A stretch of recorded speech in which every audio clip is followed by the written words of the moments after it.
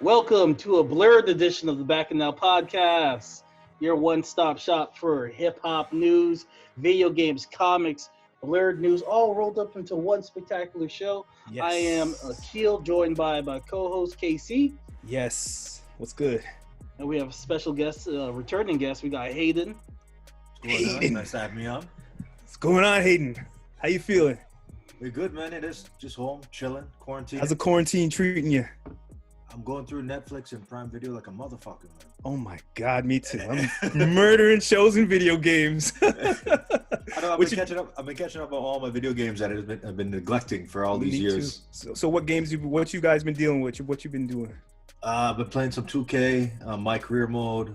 Oh, nice. And then I finally finished God of War 4 on PS4. And? It was good. It was really good, man. It's real good. Yeah, it's really good. There's still a bunch of honestly, when I started playing it, I didn't expect. I thought it was gonna be like the other God of Wars, like just more action oriented. Yeah. So when I started playing, it's like, yo, what the fuck is the this beginning? game? Feels like it could be the end. Yeah. Like that first big fight. I was like, that could be the end of the game right there. The first part, I kept on dying at a first encounter. That's because this is not what I expected. Yeah.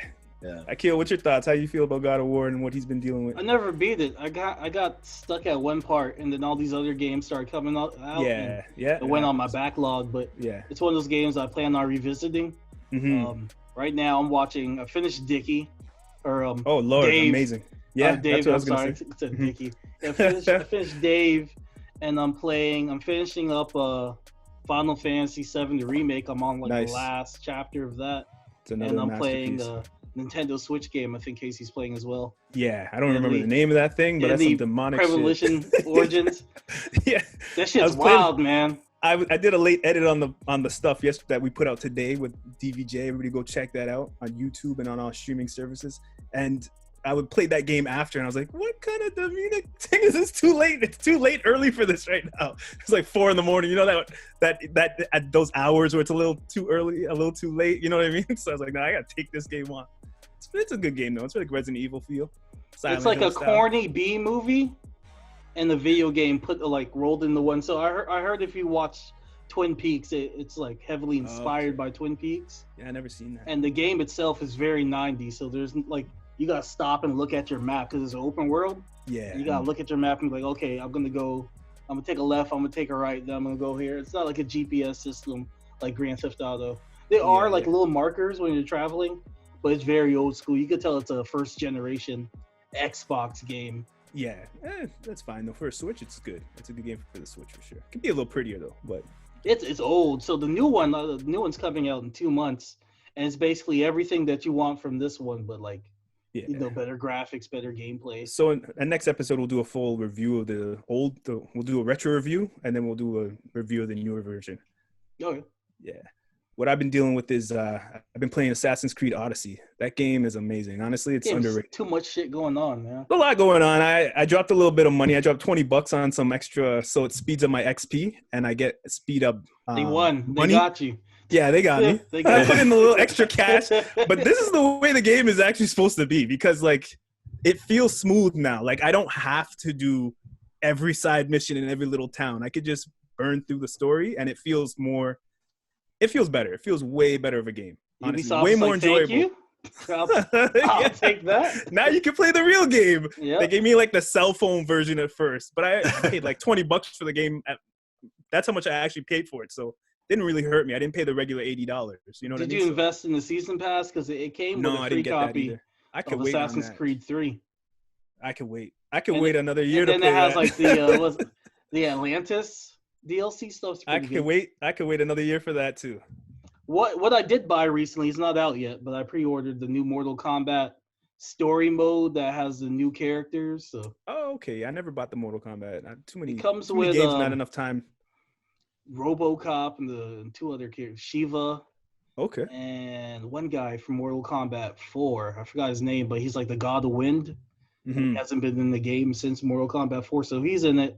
And there's a whole new storyline that takes place after you beat the game. Okay. Another thing I've been doing was I binged Little Dicky's show called Hi, I'm Dave.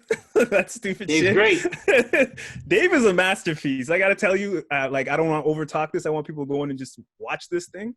But this is one of the best shows, comedies on TV. It's like Entourage, Ballers, Atlanta style TV show, but it takes it from a different perspective. And I like that it doesn't get hung up on the regular traits of a TV show, like relationship stuff. You know, it touches in it, and then it just like gets back to the therapy of the mindset of a rapper, you know what I mean, or of a person trying to be successful, and what's holding him back or what's pushing him forward. And I really like the show, and the characters around him got a really good balance and development. So that's why I got to give it a masterpiece level for TV. Gator was like my favorite character. Gator killed it, man. Yo, I almost dropped a tear for Gator, man. That was too real.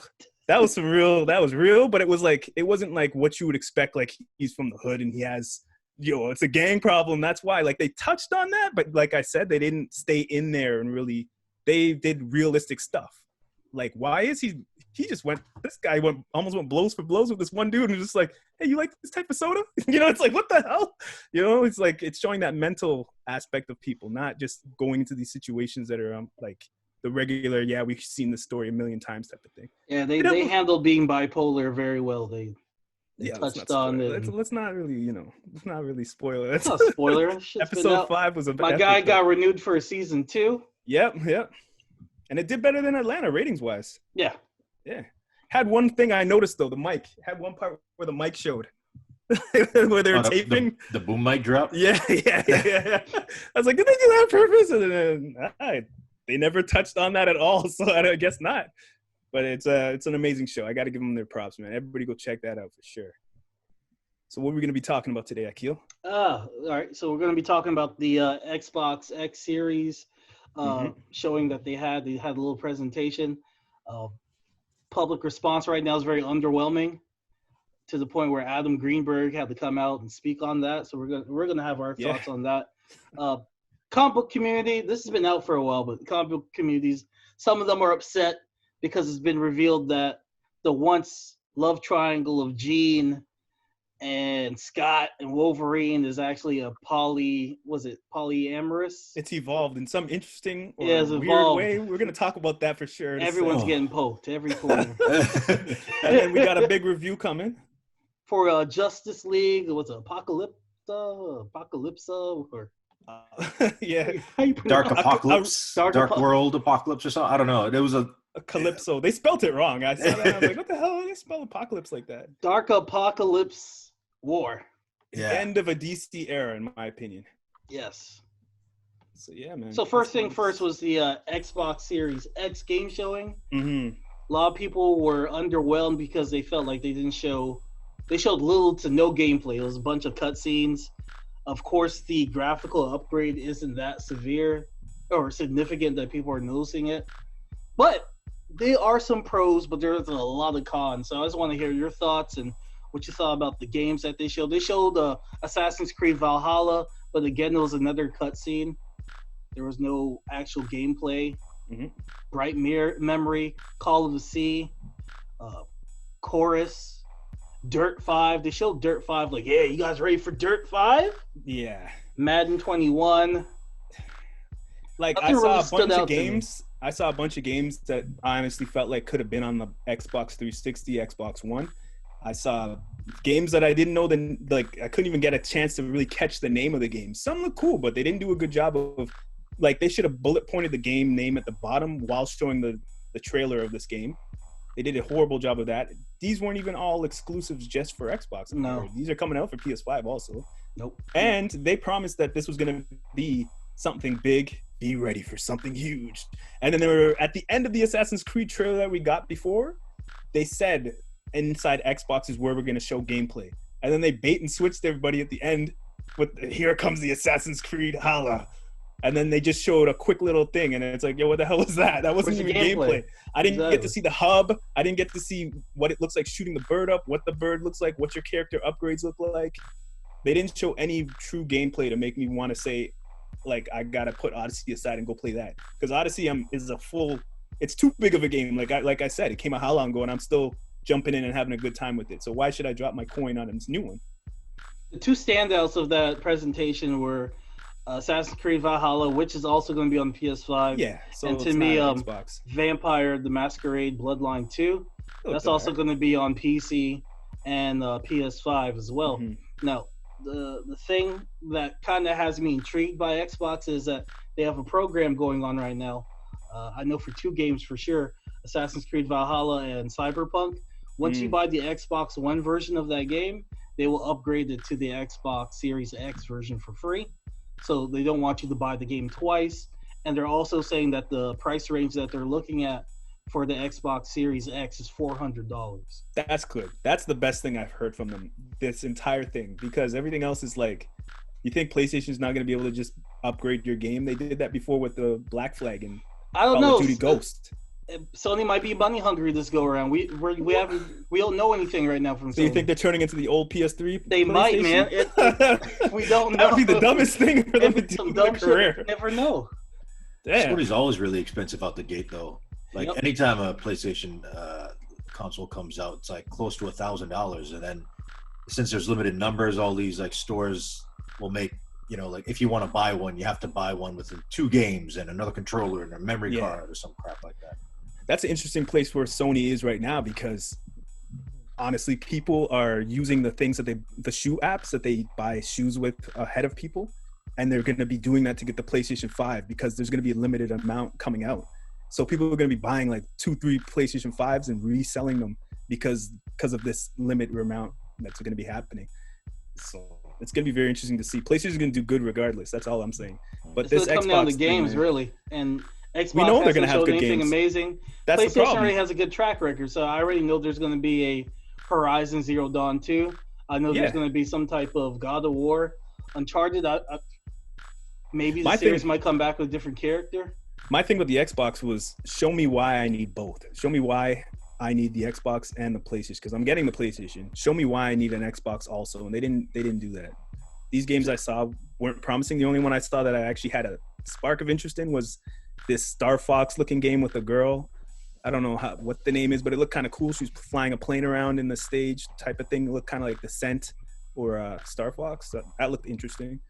I've always been a PlayStation guy. The only real Xbox exclusive that I always liked was Halo. But then once, like, it always has like a generational first-person shooter that everyone plays. Yeah. And then it went from like Halo to like Call of Duty and then Battlefield, and it just kept moving on in that direction. But once it moved on from Halo and all those other games were, you know, on PlayStation as well, it's like, why would I get an Xbox? There's no point. There's not a lot of exclusives. The problem that there's loyalty with it. I think with a lot of gamers, they're loyal to a certain console, which I'm not. I'm not went from PlayStation to the original Xbox, which I love. I think the original Xbox is one of the best game consoles ever. The original Xbox and the PS2 are my favorite game consoles. Xbox 360, I had that. I like that more than the PS3. The PS4, I like that way more than the Xbox One right now. And honestly, my favorite console currently right now is Nintendo Switch. Even though it has the worst hardware, it has a great game catalog and the portability aspect of it. It's just fun. Yeah. It's just a good time. Yeah, I don't know. Were there any games that interest you from this that you would get, or that you would see yourself buying a whole $500 system for? Cyberpunk, I know I'm already buying, so I'm just like, I already have an Xbox One, so I'm like, should I buy the Xbox One version? That way, I don't have to buy another version for it when the next gen comes out. I'm trying to look. I'm looking at my wallet at this point, so I'm just should I just get the Xbox One version of Valhalla and Cyberpunk and get an Xbox Series X? That way, when I have that console, I already know I have 2 games waiting for me. But you're not saving. You're not saving like $60. You're not saving $120. You're spending $700. You know what I mean? You still have to buy that console. I gotta buy the console, but like you're getting the PS5 for sure. Don't front. You're trying to get that. Because my dad's Lord, don't do me like that. You know you might get it. My dad's getting it. I can always steal his, so I'm just like, yeah, right. He ain't letting you leave the house. I could cover. He'll let you sleep over. He'll let you sleep over for the night. So yeah, I'm on the fence. I am not loyal. I'm not loyal either, but for the promise good. of all the sequels that PlayStation has that I'm excited for versus the sequels that Xbox has ran into the ground with part 5s already that I'm already tired of, like Gears 5, Halo 5. You know what I mean? It's like I need to see something new, and I need to see that. I gotta get that Halo feel. But people are already upset with thing. What's it called? Not Uncharted. Last of Us 2 with the leaks. You know, you have those. Yeah, but people are still gonna get it. That's still I think it's gonna be one of those things where, like Star Wars, they complain about it, but they see it twice. Yeah, just to I heard the spoilers, but I'm still gonna support that game just off the merit of part 1. That was so amazing. I'm still gonna get it. Like I gotta rock with that storyline. So I'm on the fence. It's coming down to games. It's gonna come down to price. I'm cheap. Yeah. I'll get a PS5 eventually, but it depends when, like, the games I want to get. Like, I'm not gonna get one at launch. I'm just gonna wait to get one when there's a game that I want to play. Yeah. So like Spider-Man 2 or like the next Last of Us, next God of War. If they happen to come up with another Metal Gear, we'll see. If Kojima was smart, they would. Not Kojima. If Konami was smart, they would do that. They would just do an asshole Konami might move. get bought out by PlayStation. Now, if that happens, it's gonna be a great move. But if Konami's smart, they're just like, yo, we're revamping all these older games and just putting them out. Every game you loved, boom, $40 each or whatever, just a cheap price, and just revamp to the PS5 quality. You know what I mean? Like, that'd be a good idea. I mean, Konami's making slot machines for gambling, like Vegas. Yeah, so they're just doing it for the culture. Like, here, it's like, what are you doing? But I guess it works. It's a revamped Metal Gear trilogy with the whole new look, whole new like updated look. Because Castlevania it had the Metal Gear Solid. It took like from after the original Metal Gear, and it went on, and then Metal Gear 3 kind of went in the past. And then that was great though. And then Metal Gear 5, you're like right before Metal Gear 1. So it's like, okay, we'll just review Metal Gear 1 now. You're talking about the Nintendo one, right? Yeah, the old Nintendo one. That's the one they need to remake. Yeah, that would be interesting. That could be a movie now. Yeah. That would be very interesting. It's not as convoluted as the other ones. He's basically RoboCop like Raiden. They expand his story a little bit more if they want. Yeah, they did with his own game. Yeah, but I'm just saying, like, that was just a hack and slash game. That wasn't even really like, it didn't feel like a Metal Gear game. But that was I think it was Platinum Games. Yeah, they made that. Right? It's like Bayonetta with Raiden. There's some dumb fun on it. Yeah. It was fun. You like slow mo, and then you could like choose how you chop people up and shit. Yeah, and you actually see like the body parts removed from each other. Yeah, it was some fun. They did him dirty, man. They took off his looks and his jaw, and I was like, they didn't do all that in Metal Gear 2, though. All he had was a sword. I guess ever since he did that cartwheel with no pants on, took that shit off. They took the man's looks and his jaw and his hand. Everything was gone. Like, they turned him into a straight up cyborg in that game. Okay. I don't know how I feel about that direction, though. I'm always disappointed with the direction that Metal Gear Solid games go until I start playing it more and more and I get into it. And I'm like, this is actually really great. Like with Metal Gear 2 with Raiden, I was like, yo, where the hell is Solid Snake? Like, I don't know if you guys remember that back then. That was a bait and switch, man. Yeah, they bait and switch all the time, but then I end up liking it. Like Metal Gear Solid, I hated that game the first couple. When I played the demo, I was like, why am I swimming into this lake and this warehouse and I can't do nothing? I can't shoot nothing wild. What the hell's going on? But then after I got the nuance of the game, it's one of my favorite games of all time. Oh, yeah. It's one of the best games. Yeah. It changed. Like even like the first Metal Gear on Nintendo, I remember I hated that. I hated that. My brother got that and I was like 6 years old playing that. I'm like, what is this? Get another Mario. That's like in Nintendo, that was like the prime era of like beat 'em up video games, like Double Dragon. Yeah. And then now you're playing a game where you're supposed to avoid contact with people. Why am I doing this? My brother got that in Metroid. I was like, yo, what are you doing? You're blowing the money on this? But then after getting into it, I was like, this game is amazing. Yeah. So, yeah, man. All right, y'all want to move on next topic? Yeah. All right, so everybody's familiar with Wolverine, Cyclops, and Jean Grey's love triangle that's been going on since the 1980s. Since the beginning of time. It's a great story. This is one of the first love triangles us comic book fans actually had, right? What's going on in the news? What happened? So they decided that, after the whole Power of X amazing book, story. Yeah, amazing. they decided to evolve this relationship to a polyamorous relationship where Jean, Scott, and Wolverine all have sex with one another. Wait, so Wolverine is technically he's bisexual now. And Scott's bisexual, and Jean's just taking all the dick. But why? Marvel has been doing these different like edgy things, I guess. Like instead of sitting down, writing a new character who's homosexual, giving them a diverse background, powers story, they're just like, nah, we don't have Jack Kirby or Stan Lee anymore. Let's just take what we already have and just slap homosexual on it. That feels very cheap and insultive. You know what I mean? Like, imagine if they're just like, oh, we just need an Asian character in this. Let's just get this guy, or we need an Indian guy. Get the taxi cab driver. He's, you know what I mean? It's like a token. They're making a token out of it. You know what I mean? Like, it's cheap. It's not a deep textured thing out of it that they're doing right here. They could have built a new character and made it actual something interesting.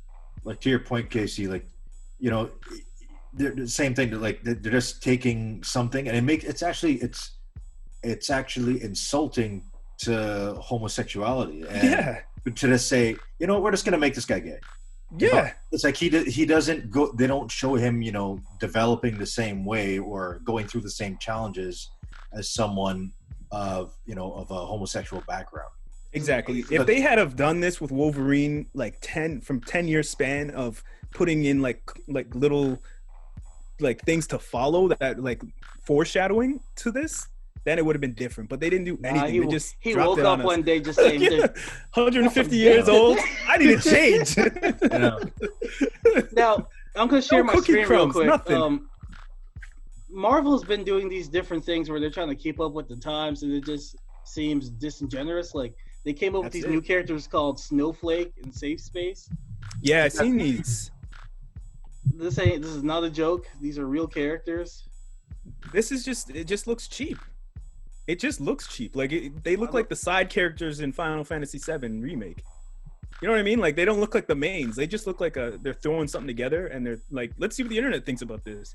It's the equivalent of, you know, in the 90s where they'll randomly bring in the black guy, but they don't really like expand on his story. He's just like the black guy in the background, and he says stuff like, I miss my dad, or like he's one dimensional. That's what they do now with like gay characters. Like when I watch The Flash or something like that, there'll be a character, and out of nowhere he'll be like, I'm gonna go home, see my husband. I'll see y'all, and then he'll walk off. And you're like, okay, this person's gay, all right. It's like the execs are like, we gotta check this box off, but we're not gonna add any dimension to the character. They need to hire gay writers and people who are representing that, and get them to actually develop a proper story and tell their story properly. Not do this insultively. It's like they already have a story in place, and then the writer's just like, I don't know what to do here.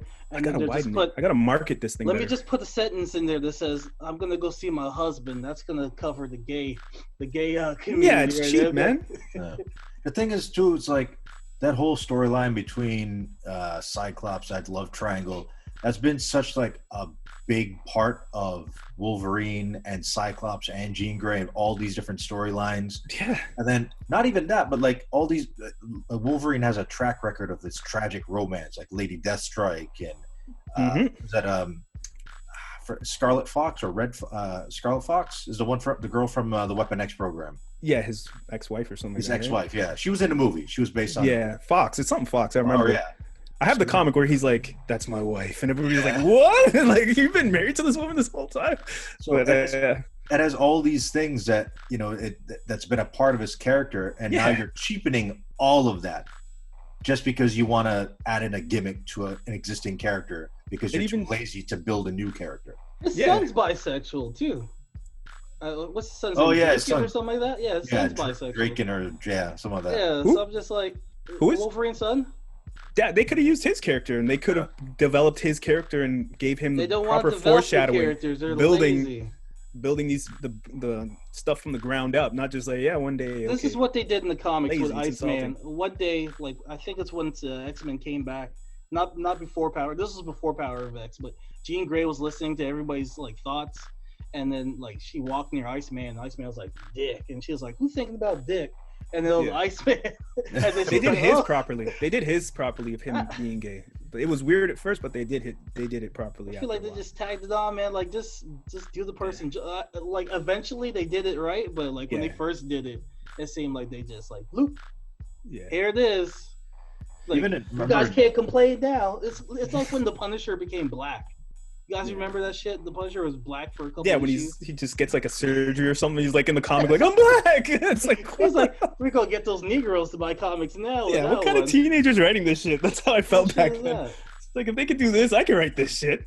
Yeah, that shit's insulting. So I'm just like, if they do it right, I'm for it. But this right here just seems like they just tagged that on and they're pandering. It's kind of like when those big corporations are like they're putting out all this stuff for Pride Week. But in the background, they're giving money to like Republicans and anti-gay. But in front of their store, Target, they have a Pride Week and all this other stuff. That's a whole nother level of conspiracy right there. But no, I feel you. I hear you. Yeah, that's that bullshit, man. So, yeah, man. I don't know. They're just trying to market their stuff. How do you guys think this is going to affect the MCU, the movies? I don't think they'll add in the movies. I think they will, man. Marvel's ready. So fast. Marvel's ready. And they need X-Men. I think like the powers of X and the other of X, that could be a movie. It's so epic. So I think it'll be they'll wait on fan reaction first. I think if the fan reaction's too negative, I don't think they'll put it in MCU.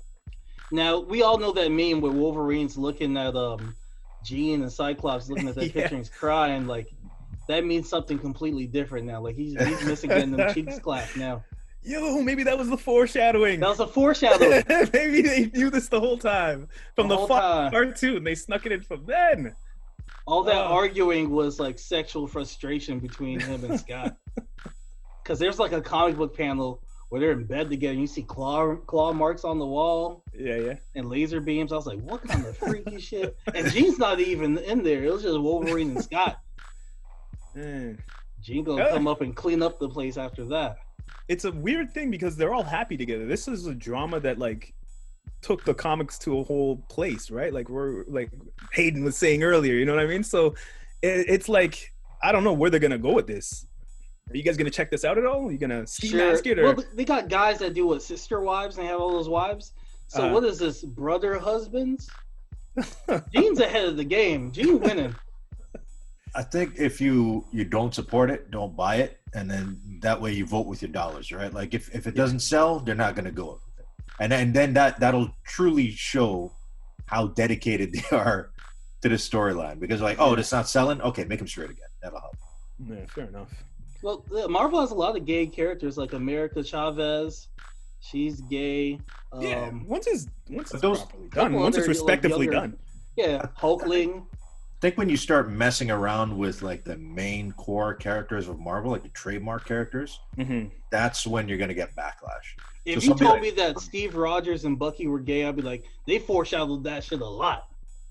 I seen that coming. But Wolverine, that came out of nowhere. Yeah. Steve Rogers and Bucky, like he put his life on the line for that man. That's not even family. I ain't putting my life on the line for you, Casey. You on your own. Fuck that. I was like jumping in front of trains and shit. No, I'll be like, shit. I got other cousins. It's like, hey man, I got other cousins, man. It's been real. This nigga put his life on the line. I'll be back way with a too vengeance much for that man. I'll be back like Omega Red, missing an arm, like Sabretooth. Man got punched up and thrown off a damn Hellcat. Was it the helicopter thing just fell off of the ice? Oh, Bucky! Hell no, I ain't doing all this shit for Case. I'm gonna shoot you. There's some backlash online for people who are upset at the whole Wolverine thing. And not my Wolverine. Well, yeah. Hashtag not my Wolverine. There's people hating on people who hate the change. So, but the thing is, like, what if they took a gay character, a traditionally gay character, then all of a sudden they go, let's make him straight. How'd you feel about that? That'd be messed up. I'd be like, what the hell are y'all doing? It's not like he's changing his shirt. You know what I mean? Like, the only time I don't like when they do that is when it messes up. Like they did that with one of the Green Lanterns. I forgot his name. He's the one that used to wear the flamboyant cape. But when they made him gay, like he had a daughter and all this stuff, and they like retracted all that from his story. Like they took away characters so they could fit this new storyline. It's like, damn. Like his daughter married somebody, but he always had that purple cape, and he was the only Green Lantern. That was the clue. That was the clue. Yeah, that he was. He always had that Siegfried and Roy cape. I was like, he always stylish on them. So I was just like, nah, he be living his truth now. It took him a while. Yeah. Now he living it. But yeah, I'm all for it as long as they do a good job. A bad example of that would be Arrow with Mr. Terrific. They kind of did their own thing with Mr. Terrific. They made him gay, and they just, to me, it was disrespectful. He would get the shit kicked out of him every episode. He was so lame to the point his husband left him. He would have a big ass afro, and before every fight, he would braid his hair. You know how long it takes to braid your hair? He would braid your own hair, let alone. This man would braid his own hair before every battle. He would get beat. He's supposed to be like one of the smartest people in the world and an Olympian, but he was always being overshadowed by Felicity, and he was always getting beat up by Arrow. So I'm just like, what are you doing on the show? You're not adding anything to Team Arrow. You're getting beat up all the time. You're a loser. Your husband left you. You gotta take at least 5 hours. He braids it's nice braids too. I was about to say, at least they clean though. At least the braids clean. It's not no like Dookie braids. It's not no Pusher T braids. These are nice. So you know he took his time before he fought. Yeah, he got to retire as a superhero and become a hairdresser. Just call it a day. Yeah, so they did Mr. Terrific. Terrible, man. I was like, damn, nobody like your ass. Yeah. Husband left him with a quickness. He's like, I'm a superhero. He's like, you ain't doing that because he's always beat up and bleed. He's like, you might need to retire. He's like, this shit ain't working out. A hairdresser. Nothing wrong with that. He's like, this superhero shit may not be for you. Could be a barber hairdresser. He'll be successful. He'll be fine. They did him dirty. Yeah, you a good hairdresser. You could braid that fast. Hell yeah. You're making a lot of money. I wish I could pull up a before and after picture of Mr. Terrific. Nah, it's all good. Fuck that guy. He ain't that good of a character. He's like a C grade, D grade character, man. He's not no Wolverine. He's cool in the comics. Don't lie. He's a black man designing technology. You're buying one of his comics. You're pulling up day one to get his number one. Yo, he got a dope ass jacket. He's not even Gambit level. Gambit's a higher level. I know they're Marvel DC, yeah, but I'm saying level wise of interest. Look, you know Mr. Terrific had a dope ass. He has a dope ass wrestling jacket. He has that face paint. Arrow gave him the cornrows. Easy pass. Look, is he in the Justice League movie Apocalypse? He's in what? Maybe he dies and we. Nah, he ain't in there. He ain't even in that. Let's get to the review, man. Let's get to the review. He got honorable mention somewhere. Maybe he died somewhere. Shit, I remember his name. You just said it. All right, so let's get to the review. You want to watch a trailer of that real quick or what? Maybe. We get copywritten every time we put the damn trailers in, even if we talk over them. Do we? Yeah, on YouTube. YouTube is some cold ass motherfuckers, man. Holy, they don't care. They hear 5 seconds, they're like, nope, not monetizable. Like, I will add the trailer on the podcast and we'll leave it off this end. Exactly, yeah. So, Justice League Dark Apocalypse War. The end of a DC era, in my opinion. All right, so this has the original people that they had for this DC universe that they have for the anime, including Shamar Moore as Cyborg, Jerry O'Connell as Superman, Jason O'Mara as Batman, Matt Ryan from Constantine, who you see on DC, Legends of Tomorrow, and the failed NBC Constantine show. Fun fact, he also does the voice of the main character in Assassin's Creed Black Flag. Rosario Dawson is Wonder Woman, so Wonder Woman's voiced by a black Latino woman. Nice. Roger Cross is John Stewart and Swamp Thing, so they got him doing double duty. So these are all the same people from the other comic book movies, the cartoon movies, retiring basically. That's what this movie is. Yeah, basically, this is like their farewell. This is like their goodbye.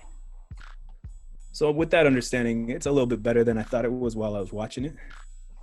I felt this was cool. I liked it. I felt like the DC animated film started going downhill once they introduced Damian Wayne and those movies. Like, because I go back and I watched Justice League War when they first were introduced to Apocalypse. And that movie was just like balls to the wall, like just fighting, the action, the chemistry between Shazam and Cyborg was dope. the movie itself, like everything about the movie was well done. But once they started doing like the movie where like Batman's like father and son and all the other shit, the quality started going downhill. Yeah, it got a little cheap. This movie started with a quote that said, accept the things you cannot change and have the courage to change the things you can and have the wisdom to know the difference. It's a serenity prayer. That's a bar right there, man. That's a bar. 50 Cent actually used that bar in a song, Gotta Make It to Heaven. So yeah, it is. But no, that was good pretty luck cool. to him with all that pettiness, man. Yeah. But they started it on a good note, you know what I mean? They started on a cool note. I was like, yo, why are they rushing into battle listening to Superman with no damn plan? This is not gonna go good. Like, and isn't it enough with Doomside or whatever the hell his name is, being the main Darkseid, sorry, him being the main bad guy? Like, holy, like I was like, I'm over Darkseid being the villain, the main. I mean, he's like their Thanos, right? Technically, he came up before Thanos, but he's before, But I've seen him for so long in these cartoons. What upset me with this movie? Okay, there's Darkseid, there's Apocalypse. Where's Mr. Terrific? There's a lot of where's not Mr. Terrific, Mr. Miracle. Where's Mr. Miracle at? I think he was in the movie for like a little bit. Because I'm like, that's your dad. That's his. Yeah, he was in there. That was like your specialty is escaping stuff. I'm sure they had Big Barb there. Barb was there. I'm confusing it with the actual New 52 ending because Mr. Miracle, he's the one who takes the one of those stupid DC boxes. Yeah, he tries to steal one of those, and that's what sets off this whole end of an era to the New 52 comics. But in this movie, yeah, he's a big player in that actual movie, but in the comic story, but he's not in this movie at all. Yeah, because Mr. Miracle's specialty is like escaping and knocking down big juicy women. Like he's on the BBWIG page right now, and he's looking up ways. He's like the David Copperfield that loves BBWs. Yeah, and I respect that. That's why he's one of my favorites. I bought this book. I was reading all this shit. I was like, there's a weird part in this movie where Constantine, when they go to like the underground hideout. And then he goes, he's like, oh man, my ex is here. And they're like, really? Harley Quinn? And he's like, no. And they look like King Shark. They pulled the Wolverine. The thing is, Constantine's been bisexual since the 80s. He's supposed to be based off of Sting and like other 80s like rock stars. And they're always like gender fluid where they're just like, I'm a dick down, whatever. Mm-hmm. So the thing is with King Shark, that's bestiality. That's a whole other level. King Shark is barely human. So I'm just like, was Constantine a bottom or what? Like, I can't look at King Shark as a bottom. Yeah, and he's a molester, man. King Shark is way too dumb to be getting in big bed man. That's molestation, man. He's not the brightest. That's like taking down Lenny from Mice and Men. Like, man. It's like, what the hell? King Shark is dumb, man. He is stupid. He was way too stupid in this cartoon. Constantly using magic to take the man's pants off. Yeah, it's like, what is going on? Alakazam. Rewind that. I was like, out of all the characters in the ring right there, that's the one. That was some dark shit. That was wild. I liked seeing Lex Luthor go gang with the Justice League. He was actually in there from the start. You know what I mean? That was cool to see. What I loved about this movie, you'll see a character like Chitara, or not Chitara, what's her name? Cheetah? She'll show up and be like, I got this, guys. And they'll be doing something. And then somebody just grabbed them or ripped them. And I was just like, yo, bullet! Just catches some bullets. It's like, whoa. I don't, even Bane, they show him like jump in a pile of like Doomsday parademons. Yeah. And he just gets ripped apart. I was like, like all these big time characters just get like killed at a second, and it means nothing. Yet Harley Quinn is doing backflips with a bat, knocking them around. Yeah, I'm like, what world are we in? It makes no sense. Harley what really disturbs me, Casey, is whenever something happens to Shazam, I'm like, y'all fucking up a 7-year-old kid, bro. Like, scars on his face, his leg was missing. He looked kind of cool. The man's eye was gone, the leg was. I was like, y'all beat up a 7-year-old child right now. I did like some of the art direction they took with this, with the Superman change up they did with the Krypton, like the green shit on his chest. You know what I mean? The eyes green. I like the way they made Shazam look with the like the leg missing, yet it was still there. The scars on his face, looking like the eye looking different and shit. So what does the kid look like? Is he a peg-leg child right now, or is he's dead? He can't go back to that. He can't go back. It's dead. It's like, yeah, your Billy Batson body is gone. Like, you gotta just say, you better never say Shazam ever. Yeah, exactly. But the last time you see him is like is when he's getting attacked, and you see him. They fly off camera in the distance. Yeah, and he yells Ali Akbar. Yells Shazam, and then you don't see him anymore. So it's like suicide. Yeah. He died.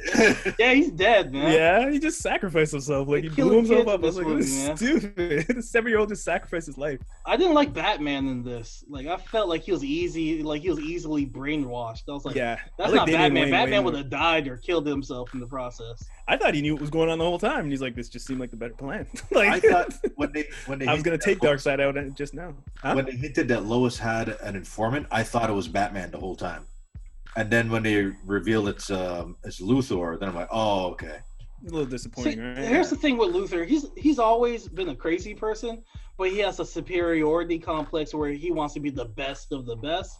And the fact that Superman's better than him, he's always like, all right, I'm going to do villainous shit, but it's just so I can look better than him. And he always ends up with egg on his face. So any chance he gets to look good, because in the comics he becomes president. So any chance he gets to look good, he's like, okay, I'm going to look good in their graces, and they're going to like me more than Superman. Everything is petty. He's like 50 Cent pretty much. He got money, he got time on his hand, and he tries to be strategic with his moves, but they don't always work out for him. One thing I found funny was the way how the bad guys who were survived in the world doing their thing, having cage matches. Once the good guys came, they loose lip. They're like, yo, we're doing this, we got this, we're rocking this. They're just giving the whole plan out. I was like, were you guys like feeling lost without the superheroes actually there? You know what I mean? It was Suicide Squad had the world on lock. I'm sorry, Rory, go ahead. go. You're talking about Suicide Squad. Yeah. I felt like the Suicide Squad were kind of like keeping things together. Yeah, but as soon as Justice League came, they're like, yeah, this is what we got going on. We got weapons here. We got guns. What y'all need? We got all this new shit. I'm like, why are you showing these guys? Because deep down they admire them. Yeah, and when they were gone, they're just like, I got no friends to play with no more. Yeah, they were just ready to play. Because even the show, like Superman, he's not really hiding his identity anymore. Yeah. He's just like, yo, I'm Clark. Yeah. Why did they beat the hell out of him? The Suicide Squad should have slapped him around. I was like, it's respect, man. That man got that respect. Nah, man, they should have slapped him around a little bit. They probably did. The culture. That's from 1986 when you you done threw them across the ocean and shit. You broke my apartment 5 years ago. Yeah. They need to get that petty 50 Cent energy in them. Where was Joker? Was he dead? Did they took him out? Harley says that he dies. She Yeah, talks about how he died. Yeah. That was cheap. They just took him out. I was like, this is slightly off topic, but the Harley Quinn show, what's going on in that show is similar to what's going on here, where she's basically going around and taking out all the villains because Batman's been in a coma, and Joker, he was in a coma as well, but he woke up and he's like perfectly sane now, and he has a family, he's working at a bar. Well, so long story short, there was an episode where they focused on Batman and his dynamic with Gordon, and how he's kind of like a dude bro. He's working out all the time, but he doesn't have the powers or the suit. So long story short, they're following the same kind of format that they're doing on the Harley Quinn show right now, without the humor. Yeah. The Harley Quinn show is amazing so far. I'm only season 1 right now, but I'm having a great episodes, but the Batman episode was a standout to me. Like, I was like, oh shit, I kind of want a Batman show, because the way they portrayed Batman is like Archer. Mm-hmm. What I'm hoping is this is the end of this DC era with these types of comic book movies, and then they get into this whole what Harley Quinn is doing, that dynamic of style of cartoon. It could be like Flashpoint 2 creates that. Yeah, world, like I'm maybe? Hoping they open that up more. Insinuate though, right? Like they insinuate that thing's the end, and then he's gonna go back and go back in time again, and it'll change everything over again. Mm-hmm. The only thing is, I don't know if they're gonna start rehashing the same storylines in a different version. Like, maybe. I was surprised. You know who I was looking to see if he would pop out at some point in this movie was Vandal Savage. Yeah, because he's like that's true, actually. Right? Yeah, that's true. There's a couple people I noticed that weren't there, like Dr. Fate, Black Adam. Was Deathstroke even there? Poison Ivy and Scarecrow. Scarecrow could have manipulated Darkseid in some way, make him think he's seeing something that's not there. If they're having fun with all these different characters the way they're trying to do, They could have done something. So like how that. did Darkseid get Superman's DNA? Because it seems like, well, it doesn't seem, but they took Superman's DNA and they used that to change his paratroopers. Or? Yeah, so he is when they after the initial battle, they show him they kidnapped all the main heroes, all the main Justice League heroes, and they did whatever they want with them. So they took Superman's DNA and he engineered it, and then he put it into his parademons. So he made Doomsday Superman parademons. Yeah. They did too much work. All they had to do was to go into one of the Lois Lane's garbage cans and found the used condom, because Clark comes through there at least twice a night, and grabbed one of those and took it back to Apokolips, and they would have been great. Yeah, they could have did that years They ago. could have cloned the whole Superman and raised them. Lex could have been did that. What I don't understand He's like, what's this? is that if you already have like Doomsday parademons, why would you need Superman parademons just to get? And then it turns out that the Superman parademons have like the kryptonite like weakness in them. Yeah. Why didn't they just change the sun to a red sun and then whoop everybody's ass? My thing is why if the That's what I was parademons thinking. if the parademons are Doomsday and Darkseid put together, how couldn't they slap Darkseid around the way Superman slaps them around? Darkseid has those laser beams that follow you. Yeah, okay. They're like a nosy white woman when you're in a grocery store, just following your every move. Darkseid is basically people, how we're making computers that are way more advanced than we are and saying Cyborg is going to come take us out and all this type of stuff. He made that, basically. He made his own thing that could kill him. They did Cyborg dirty. He was just like this. That was sad, man. When Hey, I saw, guys. that was probably the best reveal. Him and the way they did Superman were the best two reveals. Like the way you hear him like, I'm over here, guys.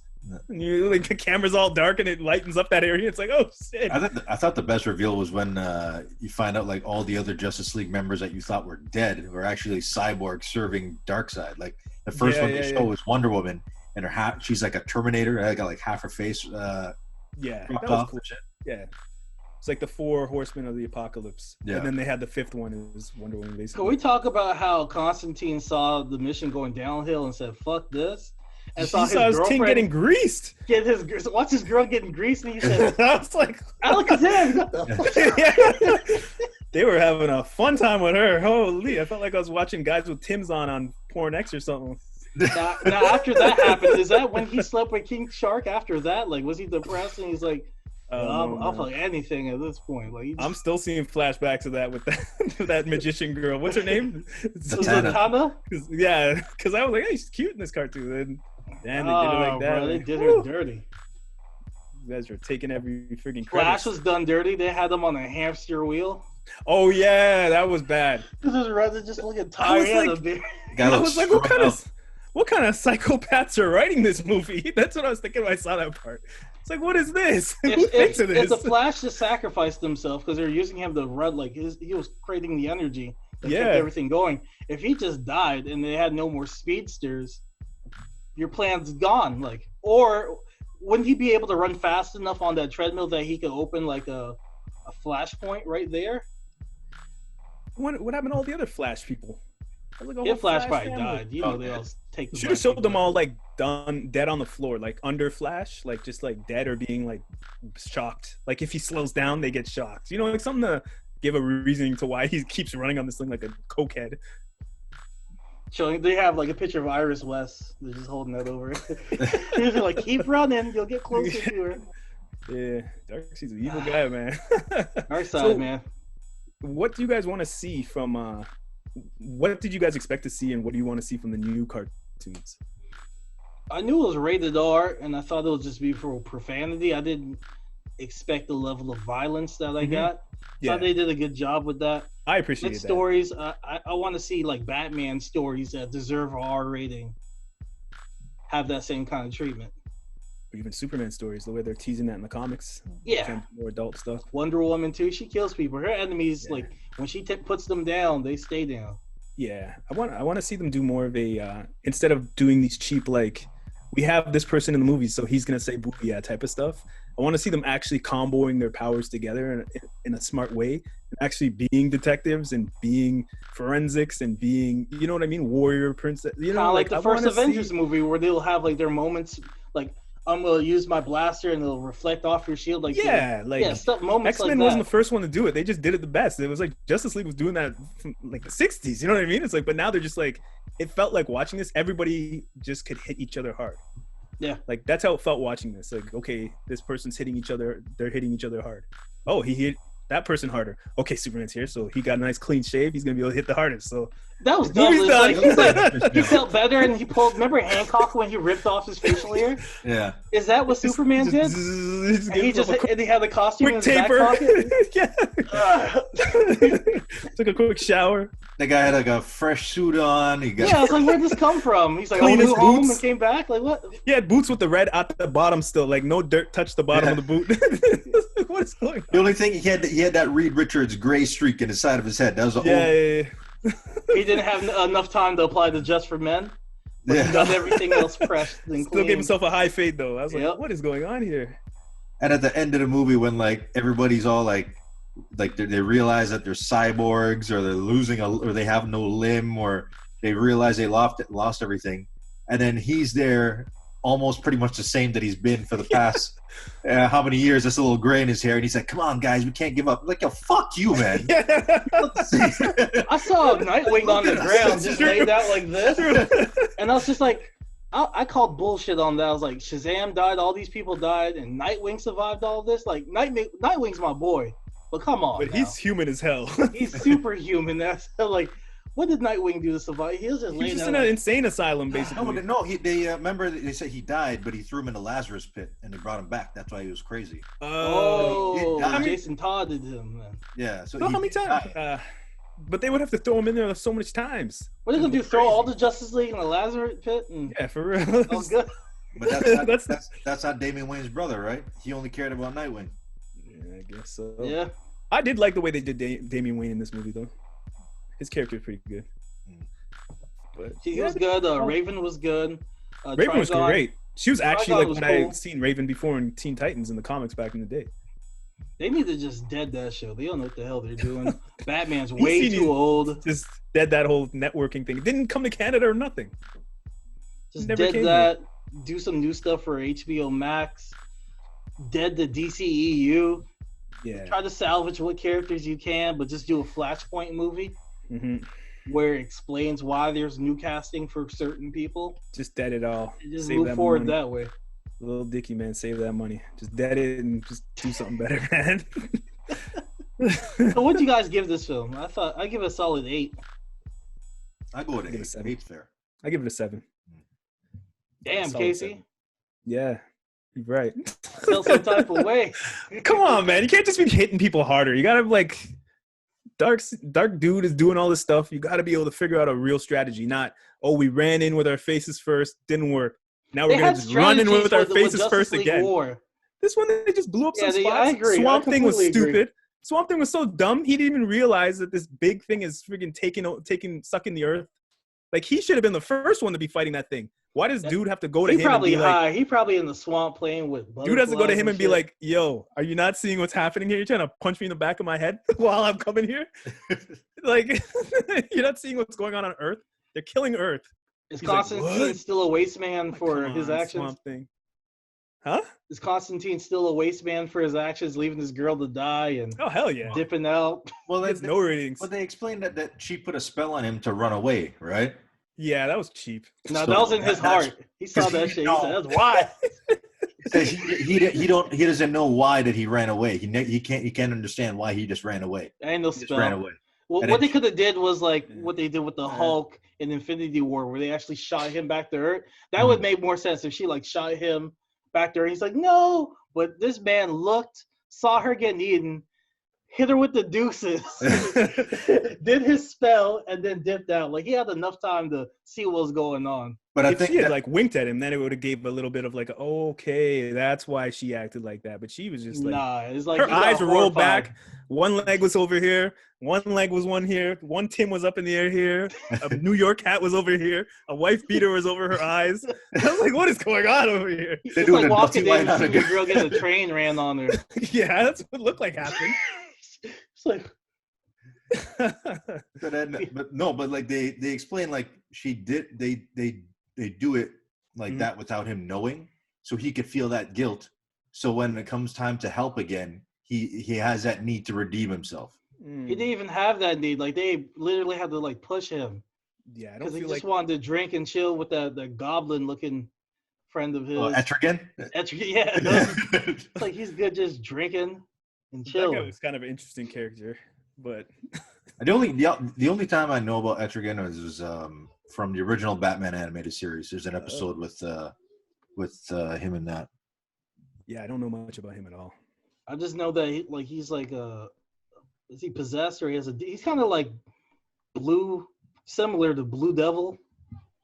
There's so many realms they could have touched on. If it's Constantine versus a guy who's in space physically and only knows physics, Constantine is magic. Like, they could have comboed so many interesting things to be able to take dude out, but they just were like, nah, let's make him fight.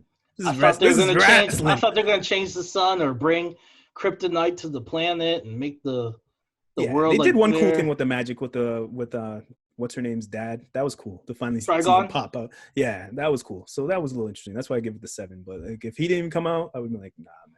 I'm gonna give it a 7 too. I thought I was being too generous.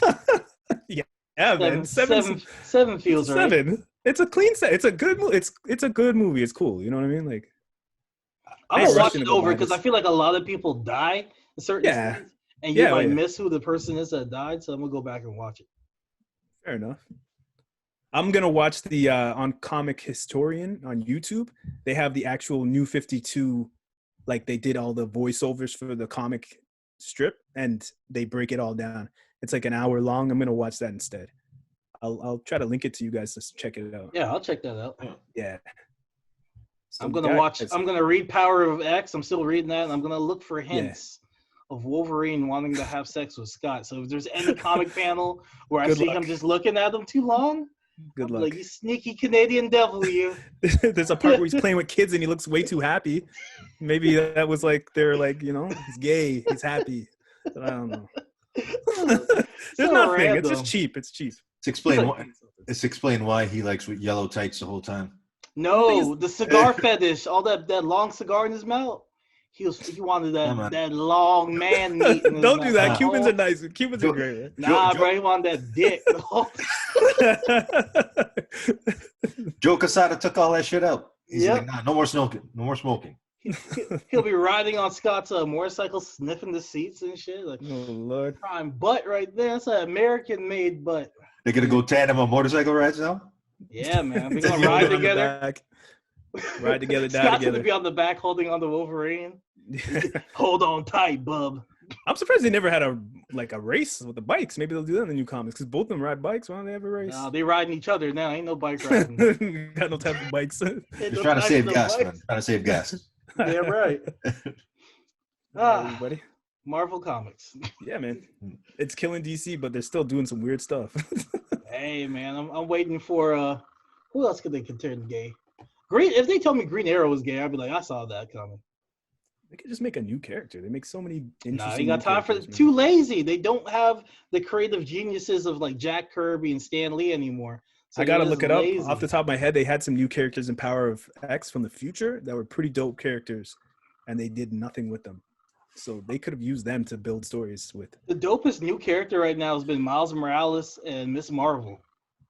That was 10 years ago.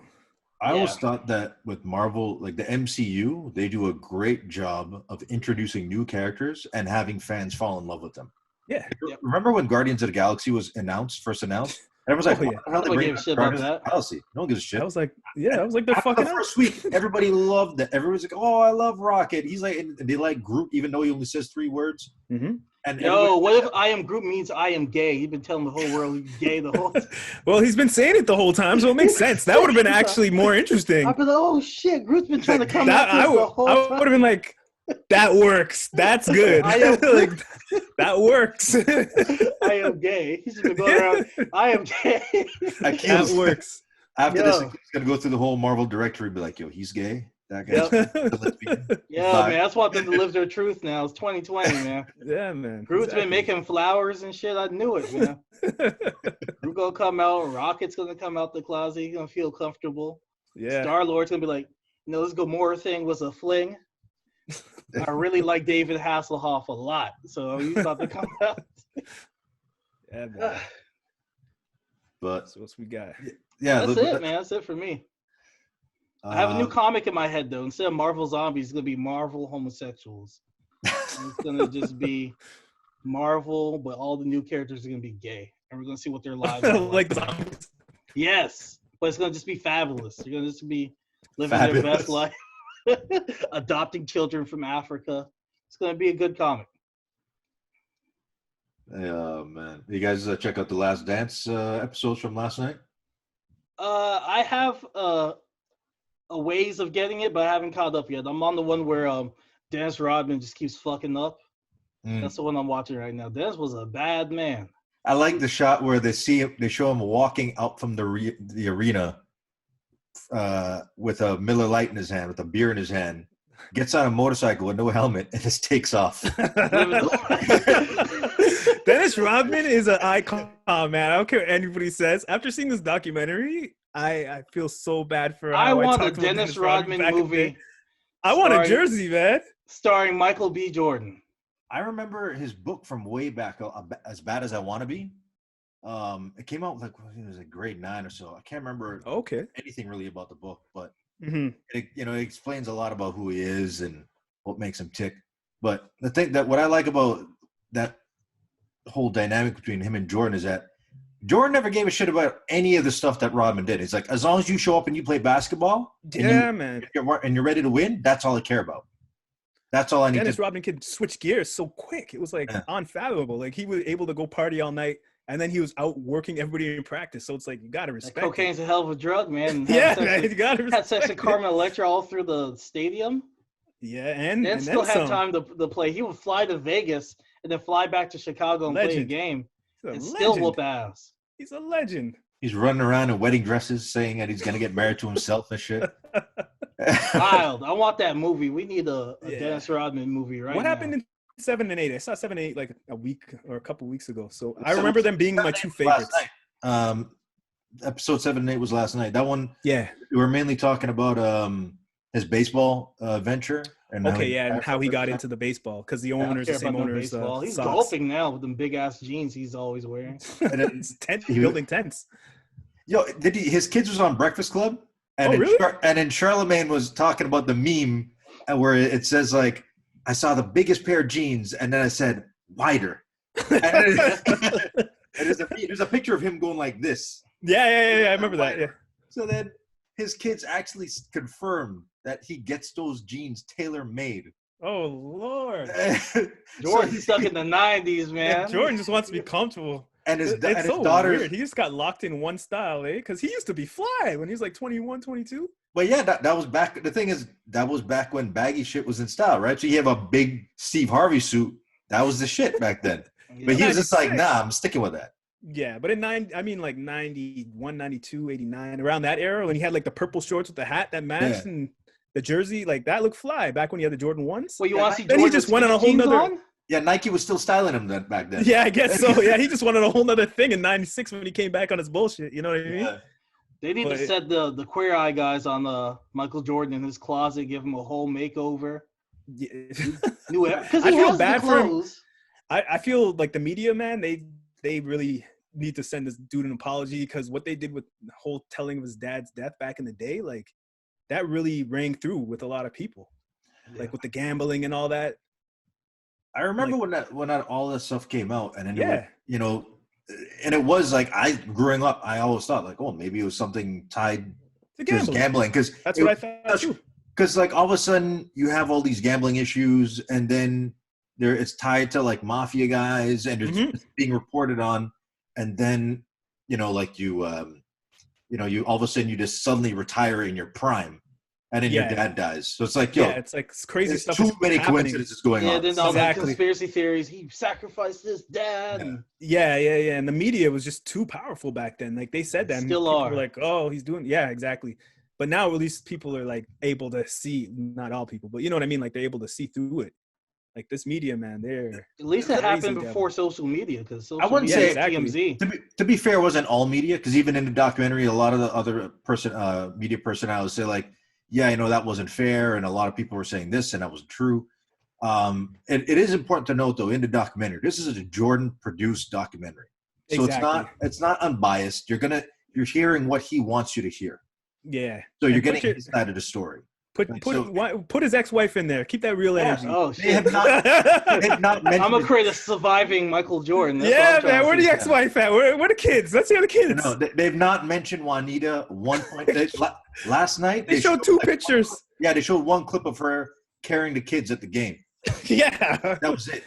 But they don't mention anything with the kid. And there was a lot of drama between him and his ex-wife as well. Yes, like all this stuff about like him and infidelity. There's all these rumors going on. Yeah, like he's paying off women. Because this documentary is about the last dance. It's not all supposed to be just Jordan. It's about the mind state that got him to that actual ring. You know what I mean?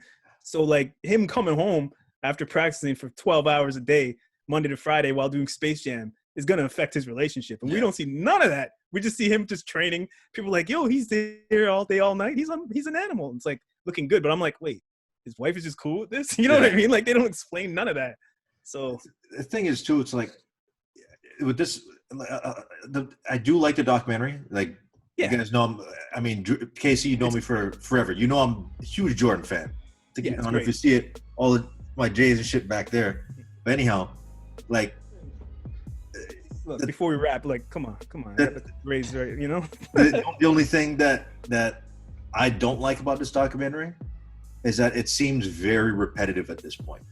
In terms of, it's like, oh, he was really great and we were winning, and then this time we lost, and then Jordan had somebody talk shit about him, and he used that as motion, and then he started winning again. And then it's the same cycle over and over. It's like, okay, we get it. Jordan's a petty fucking person. He holds grudges like nobody else. Yeah. This guy and Charles Barkley were like brothers, and they don't speak anymore because Charles Barkley said, yo, you're not good as an owner. Which is fair. Which is fair.